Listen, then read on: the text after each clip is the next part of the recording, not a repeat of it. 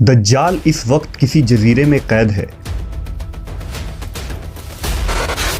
वो चंद लोग जिन्होंने दज्जाल से मुलाकात की, वो लोग इस जजीरे पर कैसे पहुंचे? क्या आज भी कुछ लोग दज्जाल से राब्ते में हैं? वो पुरइसरार जजीरा कहाँ है? आज गूगल मैप में ये जजीरा दिखाई क्यों नहीं देता? हम इस वीडियो में इन तमाम सवालात के जवाबात जानेंगे। दज्जाल वो फितना है जिसके मुताल्लिक हज़रत आदम अलैहिस्सलाम से हज़रत मोहम्मद सल्लल्लाहु अलैहि वसल्लम तक तमाम पैगंबरों ने अपने अपने उम्मतों को आगाह किया। ये क़यामत तक का सबसे बदतरीन फितना करार दिया गया है। दज्जाल शैतानी क़ुव्वतों का हामिल होगा, दुनियावी ताकतों से मालामाल होगा और उनके ज़रिया दुनिया में तबाही मुसल्लत कर देगा।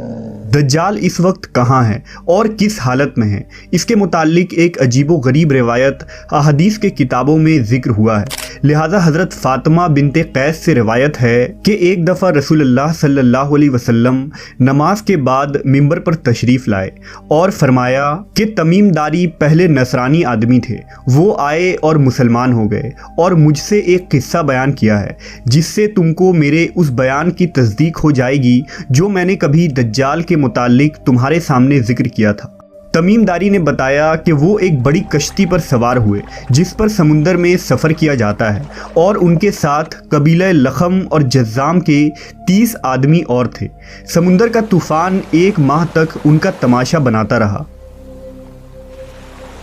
आखिरकार समुद्री सफ़र के दौरान मगरिब के जानिब एक जजीरे पर उनकी नज़र पड़ी जिसको देखकर वो बहुत मसरूर हुए और छोटी कश्तियों में बैठकर उस जजीरे पर उतर गए।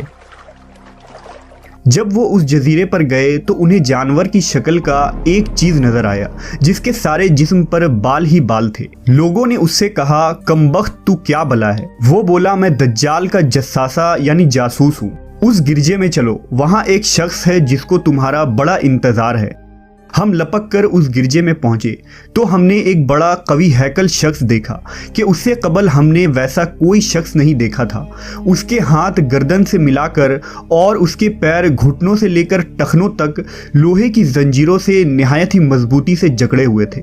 हमने उससे कहा, तेरा नास हो, तू कौन है? वो बोला, तुमको मेरा पता लग ही गया, अब तुम बताओ तुम कौन लोग हो? उन्होंने कहा, हम अरब के बाशिंदे हैं। हम एक बड़ी कश्ती में सफ़र कर रहे थे।